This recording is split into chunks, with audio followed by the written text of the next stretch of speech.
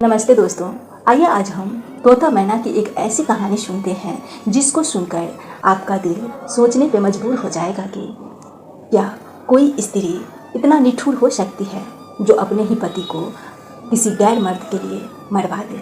तो आइए कहानी शुरू करते हैं। जूनागढ़ नाम के शहर पर चंद्रगुप्त नाम का राजा राज करता था।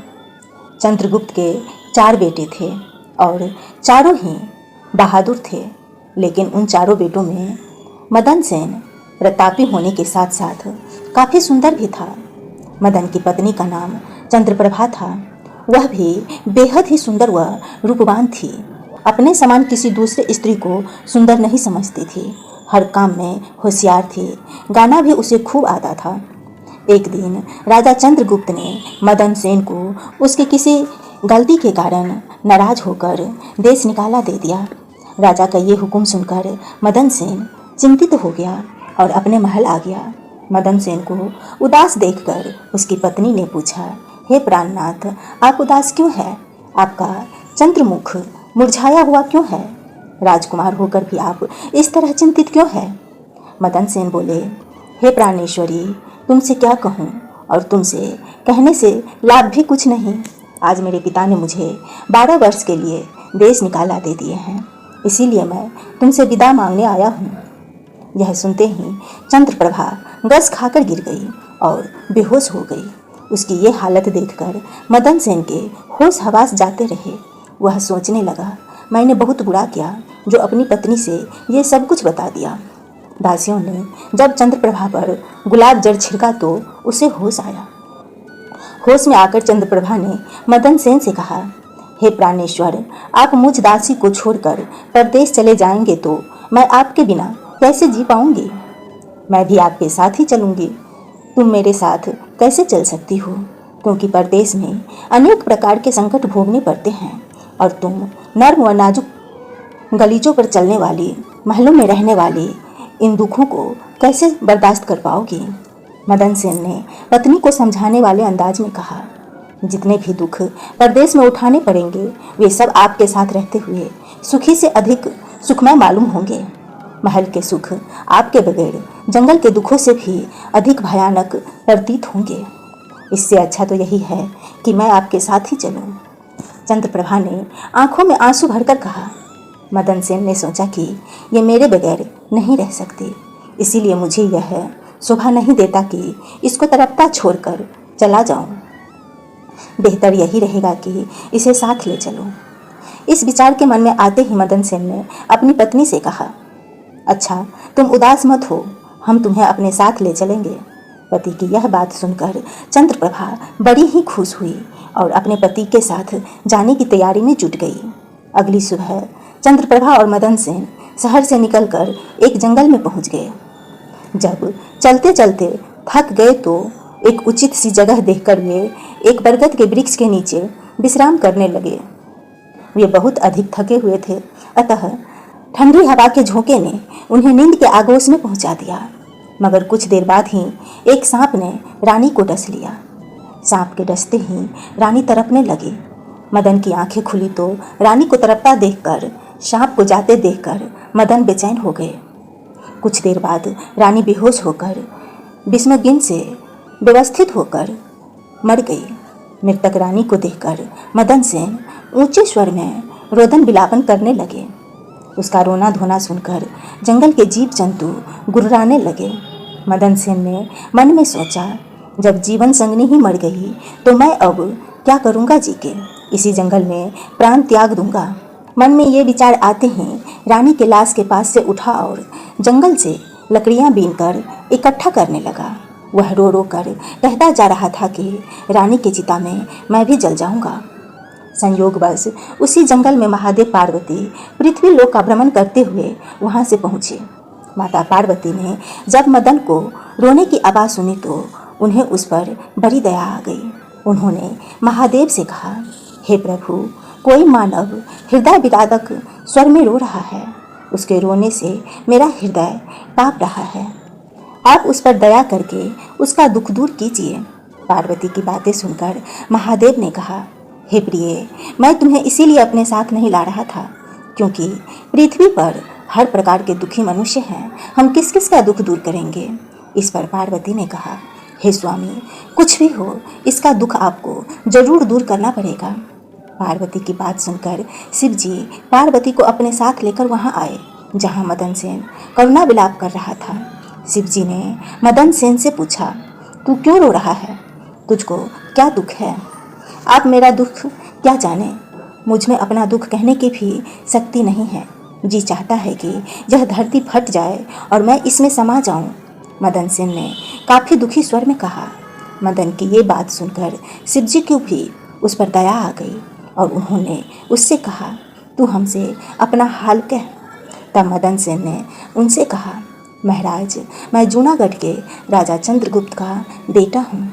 मेरे पिता ने मुझे देश निकाला दे दिया, इसीलिए मैं अपने पत्नी के साथ इस जंगल में आ गए। यहाँ आकर मेरी पत्नी सर्प के काटने से मर गई।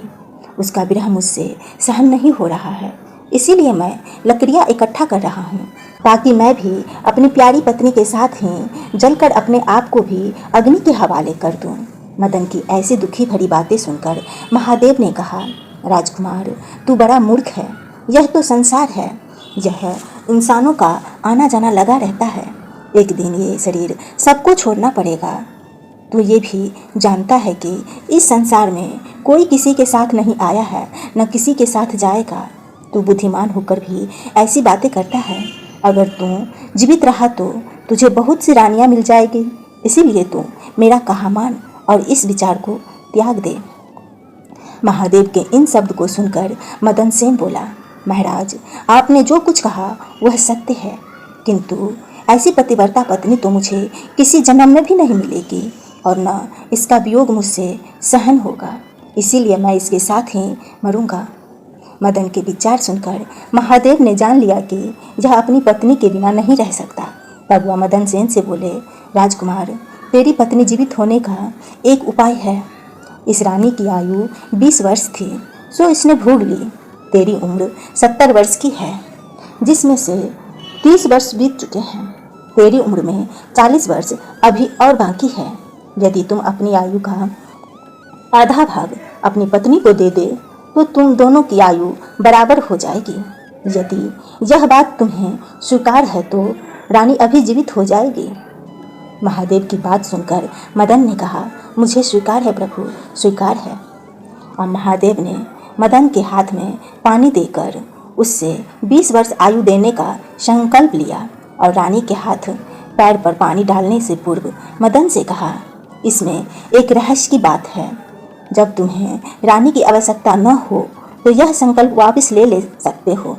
जो ही संकल्प वापस लोगे रानी मर जाएगी, परंतु सावधान, रानी से यह बात मत कहना, किसी समय यह बात तेरे काम आएगी। ऐसा कहकर रानी पर जल छिड़काकर महादेव पार्वती वहाँ से अंतर्ध्यान हो गए। रानी उसी समय उठकर बैठ गई और बोली, प्रिय, आज तो मैं बहुत सोई, आपने मुझे जगाया क्यों नहीं? तुम थकी मादी थी ना, इसी कारण मैं तुम्हें नहीं जगाया। मदन ने सब बातें छिपाते हुए कहा। अब ये दोनों फिर आगे चल दिए। काफ़ी दिन बाद उन्हें एक बहुत सुंदर स्थान दिखाई दिया। वहाँ एक फकीर कुटिया थी। जब ये दोनों वहाँ पहुँचे तो उन्होंने देखा कि एक सुंदर नौजवान फकीर तकिया लगाकर बैठा हुआ हुक्का पी रहा है। वह दोनों थके हारे थे, फकीर के पास बैठ गए। उसी समय राजकुमार ने रानी से कहा, रानी, हमें प्यास लग रही है, हम कुएं पर जाकर पानी पीकर आते हैं। अगर तुम्हें भी प्यास लगी हो तो तुम्हारे लिए भी ले आऊं। यह सुनकर रानी ने कहा, मैं तो प्यासी नहीं हूँ, आप जाकर पी आइए। रानी का जवाब सुनकर मदन सेन डोल रस्सी लेकर कुएं पर पानी पीने चला गया। जब मदन सेन पानी पीने गया तो चंद्रप्रभा और फकीर की निगाहें चार हुई। चंद्रप्रभा उसी क्षण उस फकीर पर आशिक हो गई। चंद्रप्रभा फकीर से बोली, फकीर साहब, आप तो यहाँ बड़े सुख से रहते हैं, आप भी यहाँ रहो और ऐश करो। फकीर ने कहा, फकीर साहब, आपके साथ रहने को दिल तो कह रहा है, मगर मेरे पति मेरे साथ है, इसीलिए मैं आपके साथ किस प्रकार रह सकती हूँ। चंद्रप्रभा ने फकीर के सामने अपनी असमर्थता प्रकट करते हुए कहा, किसी तरह अपने पति को कुएं में धक्का दे दो, फिर हम ऐश करेंगे। फकीर ने उपाय सुझाया। फकीर की बात सुनकर चंद्रप्रभा ने कहा, ठीक है, मैं ऐसा ही करूँगी। इतने में मदन सेन पानी पीकर रानी के पास आया तो रानी कहने लगी, मुझे भी अब प्यास लग आई है, कुएं पर चलकर मुझे भी पानी पिलाओ। मैं तुमसे पहले ही पूछा था, तब तुमने तो मना कर दिया था। खैर, तुमको अगर प्यास लगी है तो मैं अभी पानी लेकर आता हूँ, मदन सेन ने कहा। जब मदन सेन पानी लेने चला तो रानी भी उसके साथ चल दी और कहने लगी, मैं भी तुम्हारे साथ चलती हूँ। बेचारा मदन सेन तो उसके प्रेम में पागल था, उसको मालूम नहीं था कि यह मेरे प्राण लेने चल रही है। अच्छा, स्त्रियों के चरित्र को देवता भी नहीं जान सकते तो मनुष्य क्या चीज़ है। उनके जाल में तो अच्छे अच्छे होशियार इंसान फंस कर रह जाते हैं। तोता बोला, ए मैना। जब मदन सेन कुएं पर जाकर डोल भरने लगा तो रानी ने पीछे से उसे धक्का देकर कुएं में गिरा दिया और खुद उस फकीर के पास आ गई। वह फकीर रानी को वहाँ से लेकर चलता बना और दोनों एक बड़े शहर में जाकर आनंद से रहने लगे। उस फकीर ने चंद्रप्रभा को थोड़े ही दिन में ऐसा नाचना गाना सिखाया कि उसके समान नाचने वाली कोई नर्तज्ञ उस शहर में दूसरी नहीं थी। वह सारे नगर में प्रसिद्ध हो गई। इस प्रकार रानी के नाचने गाने के कारण वह फकीर लाखों रुपया का मालिक हो गया। रानी उस फकीर के साथ बड़ी मौज मस्ती के साथ रहने लगी। तोता ने कहा, ए मैना, रानी तो उधर फकीर के साथ ऐश करने लगी, अब तू मदन सेन का हाल सुन। जिस समय रानी ने मदन सेन को कुएं से धक्का दिया, उसी समय देव संयोग से एक जंजीर जो कुएं में लटकी हुई थी उसके हाथ में आ गई। मदन सेन उसको पकड़कर कुएं में लटक गया और ईश्वर को याद करता रहा और सोचने लगा कि मैंने रानी को जीवन दान दिया और रानी ने मेरे साथ यह विश्वासघात किया, क्या यही मेरे प्यार की सज़ा है। उसी दिन बंजारों का एक काफिला उस स्थान पर आकर ठहरा। एक बंजारा डोल और रस्सी लेकर कुएं पर पानी भरने आया। जब उसने डोल कुएं में डाला तो मदन सेन उसका डोल पकड़ लिया। कुएं में कौन है? बंजारे ने चौंक कर पूछा। भाई, मैं आफत का मारा एक इंसान हूँ, ईश्वर के लिए मुझे बाहर निकाल लो, निकाल कर मेरी जान बचाओ। मदन ने बंजारे से प्रार्थना करने लगा। यह सुनकर बंजारे को उस पर दया आ गई और उसने मदन सेन को कुएं से निकाल लिया और पूछा, हे भाई, तुम कौन हो? तुम इस कुएं में कैसे गिरे? तुम मुझे अपना हाल बताओ। भाई, मैं अपना हाल आपसे कहूँगा। जो मुसीबत मुझ पर पड़ी है उसे कहने से मेरा दिल फट जाएगा। मदन सेन ने कहा, मैं जूनागढ़ का राजकुमार हूँ। मेरे पिता ने मुझे देश निकाला दिया था तो मैं अपनी पत्नी को लेकर एक जंगल में पहुंचा। मैं और मेरी पत्नी एक दूसरे को बहुत प्रेम करते थे। जंगल में एक सांप ने मेरी पत्नी को काट लिया जिससे उसकी मृत्यु हो गई। जब मैं विलाप कर रहा था तो महादेव और पार्वती ने मुझ पर दया की और मेरी आयु के आधे वर्ष मेरी रानी को देकर उसे जीवित कर दिए। हम उस जंगल से आगे चल पड़े। कुछ दिन बाद इस जंगल में पहुँचे। यहाँ एक फकीर का डेरा था। मुझे प्यास लगी थी, मैं पानी पीने चला आया। जब वापस गया तो मेरी पत्नी ने कहा कि मुझे भी प्यास लगी है, पानी पिलाओ। यह कहकर वो भी हमारे साथ उस कुएं पर आ गई। जब मैं कुएं से पानी निकाल रहा था तो उसने मुझे पीछे से धक्का दे दिया। संयोगवश एक जंजीर जो कुएं में लटक रही थी वह मेरे हाथ में आ गई, जिससे मैं कुएं में डूबने से बच गया। जब आप आए तो मैंने आवाज़ दी, जिसे सुनकर आपने मुझे वहाँ से निकाल लिया। मदन सेन ने दुखी मन से सारा वृत्तांत उस बंजारे से कह दिया। अपनी व्यथा सुनाकर मदन सेन चुप हो गया। बंजारा उसकी नेकी और रानी की करतूत सुनकर अफसोस करते हुए कहा, प्रिया चरित्र जाने नहीं कोई, खसम मार खुद सती होई। यह कहकर बंजारे ने मदन सेन को सीने से लगा लिया और बोला, तुम किसी प्रकार की कोई चिंता मत करो, भगवान बड़े दयालु हैं, वह सब भला करेंगे। यह कहकर उसने मदन सेन से पुनः कहा, अगर चाहो तो तुम हमारे लश्करों में हमारे साथ रह सकते हो। मदन सेन ने उसके साथ रहना स्वीकार कर लिया। संयोगवश बंजारा का वह लश्कर कुछ ही दिनों के बाद उसी शहर में आया जिसमें रानी चंद्रप्रभा और वह फकीर रहते थे। उस शहर को देखकर मदन सेन ने बंजारे से कहा, भाई, मेरी इच्छा कुछ दिन इस शहर में रहने की है। यदि आपकी आज्ञा हो तो कुछ दिन मैं इस शहर में बिताऊंगा। आपकी जैसी मर्जी हो आप करें, मुझे कोई आपत्ति नहीं है। मदन सेन की बात सुनकर बंजारे ने कहा। मदन सेन बंजारे से विदा लेकर शहर में आया और वह किसी काम की तलाश में घूमने लगा। कुछ दिन बाद उसकी मेहनत रंग लाई और उसे एक बड़े व्यापार के यहाँ नौकरी मिल गई। वह व्यापारी के यहाँ रहने लगा और बड़ी लगन और पार से अपने कर्तव्य का निर्वाह करने लगा। उस व्यापारी ने मदन को बड़ा मान दिया और उसे अपने यहाँ का मुनीम बना लिया। अब मदन सेन के दिन चैन से गुजरने लगे। एक दिन संयोगवश उस नगर के राजा के यहाँ चंद्रप्रभा के नृत्य का आयोजन हुआ। राजा ने उस शहर के तमाम बड़े व्यापारियों और सेठ साहूकारों को अपने यहाँ इस नृत्य का अवलोकन करने को आमंत्रित किया। जिस दिन चंद्रप्रभा का नृत्य था, शहर के सब व्यापारी और सेठ साहूकार राजा के यहाँ पहुँचे। मदन सेन ने भी रानी के नृत्य और गायन की बड़ी तारीफ सुन रखी थी। उसने अपने मन में सोचा कि इस नर्तकी का नृत्य अवश्य देखना चाहिए। यही सोचकर मदन सेन भी राजा के यहाँ पहुँचा। रानी साज श्रृंगार करके नृत्य करने के लिए खड़ी हो गई। उस समय वह अप्सरा के समान सुंदर लग रही थी। मदन सेन अपने मालिक के पास बैठा था। रानी ने नृत्य शुरू किया और एक ठुमकी उसने उस महफिल में लगाई। चंद्रप्रभा ने ऐसे ऐसे कई राग बड़े ही सुंदर ढंग से अपनी सुरीली आवाज़ में गाए, जिन्हें सुनकर महफिल के सब लोग वाह वाह करने लगे।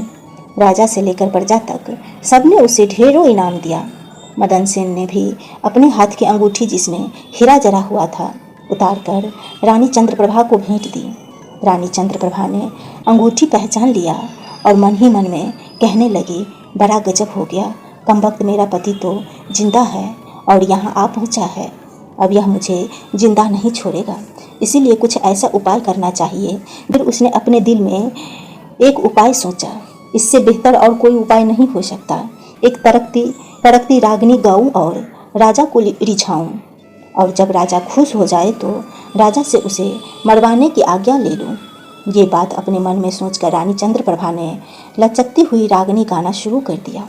रानी की इस वसंत की बहार को सुनकर राजा बहुत खुश हुए।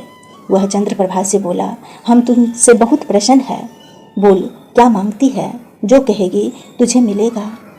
आप यदि मुझ पर प्रसन्न है तो पहले आप मुझे वचन दीजिए कि मैं जो मांगूंगी आप मुझे देंगे। रानी ने राजा को वचनबद्ध कर दिया।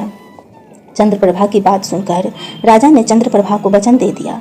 तब चंद्रप्रभा ने राजा से कहा, आपकी इस सभा में मेरा एक चोर है, उसको आप इसी समय मरवा दीजिए। चोर को मेरे सामने लाओ, राजा ने तुरंत कहा। तब रानी ने मदन सेन का हाथ पकड़ा और उसे राजा के सामने ले आई। इसे जल्लाद के हवाले कर दो, राजा ने सिपाही को आदेश दिया। यह सुनकर जल्लाद मदन सेन का हाथ पकड़कर उसे मारने के लिए ले जाने लगे। इस समय मदन सेन का मालिक व्यापारी घबरा कर मदन सेन के पास आया और पूछा, तूने इस नर्तकी का क्या चुराया है जिस वजह से ये तुझे मरवाना चाहती है। मदन सेन ने अपने मालिक से कहा, मैंने इसका कुछ नहीं चुराया, बस तुम इस राजा को मेरी दो बातें सुन लेने के लिए राजी कर लो तो मेरी जान बच जाएगी। मदन सेन का मालिक यह सुनकर अपने साथी व्यापारियों और साहूकारों के पास आया और उन सब से मशवरा किया। उसने कहा, मित्रों, या तो राजा न्याय करे वरना हम सब इस शहर को छोड़कर चले जाएंगे। यह सलाह मशवरा करके सारे व्यापारी राजा के पास आए और कहने लगे, राजा साहब, हमारा मुनि निर्दोष ही मारा जा रहा है। वो कहता है कि राजा ने मुझे मारने की आज्ञा दी है, सो मुझे भी उस राजा की आज्ञा से मरना स्वीकार है, लेकिन मेरी दो बातें सुन ली जाए। राजा ने व्यापारी की बात सुनकर कहा, मुनीम को लेकर आओ। व्यापारी मदन सेन को लेकर राजा की सेवा में उपस्थित हुआ। राजा बोला, तुम जो कुछ कहना चाहते हो वो मेरे सामने कहो। मैंने क्या दोष किया है जिसके कारण आप मेरी हत्या की आज्ञा दी है। मदन सेन ने पहला प्रश्न किया। तू इस नर्तकी का चोर है, राजा ने कहा। यह सुनकर मदन सेन ने कहा, मैं इस वेश्या का चोर नहीं हूँ, मैं इस उल्टा स्त्री का पति हूँ। ये मुझे कुएं में धक्के मारकर एक फकीर के साथ चली आई है। महाराजा, मैं इस झूठे को क्या जानूं कि ये कौन है, ये तो बस मेरा चोर है। चंद्रप्रभा ने बताया। चंद्रप्रभा ने बात को बिगड़ते देखकर कहा, राजा साहब, अगर ये मेरी पत्नी नहीं है तो जो कुछ चीज़ मैंने इसे रास्ते में दी थी, यह मेरी वो अनमोल चीज़ लौटा दे। मदन सेन ने रानी की ओर घृणित नज़र से देखा। मुझे स्वीकार है। रानी ने तुरंत स्वीकार कर लिया। अच्छा, अपने हाथ में पानी ले, मेरा तेरा न्याय इसी सभा में होगा। पानी लेकर कहा कि जो वस्तु इसने रास्ते में मुझे दी थी वो मैं आज इसे वापस करती हूँ। मदन सेन ने कहा। रानी ने अपने हाथ में पानी लेकर कहा, जो वस्तु इसने मुझे रास्ते में दी थी वो मैं आज इसे वापस करती हूँ। यह कहकर रानी ने जैसे ही अपने हाथ का पानी छोड़ा, वैसे ही रानी के प्राण बेखैरू उड़ गए। यह देखकर सब लोग आश्चर्यचकित रह गए। राजा ने घबराकर मदन सेन से कहा, यह क्या हुआ? इसका कारण सही सही मेरे समक्ष कहो। तब मदन सेन ने अपने बारे में राजा को बताना प्रारंभ किया और अपने देश निकाला दिए जाने से लेकर अब तक का सारा हाल सबके सामने कह सुनाया। ये सारी बातें सुनकर राजा ने मदन सेन को अपने सीने से लगा लिया। उसने अपनी बेटी की शादी मदन सेन के साथ कर दी और उस फकीर को फांसी का हुक्म दिया। तोता बोला, ए मैना, जब से मैंने ये दास्तान सुनी है मैं भी स्त्रियों से घृणा करता हूँ और इसी कारण मैंने आज तक दूसरी शादी नहीं की। मैना बोली, ए तोता, तूने बात सच्ची कही है, लेकिन ये भी सच है कि पुरुष अधिक निठुर होते हैं। स्त्री तो 100 में से 1-2 ही चरित्रहीन या निठुर होती है। इसी के साथ यह कहानी समाप्त हुई। मिलते हैं हम आपसे किसी दूसरे कहानी के साथ। अगर यह कहानी आप लोगों को पसंद आया हो तो कमेंट करके अवश्य बताइएगा।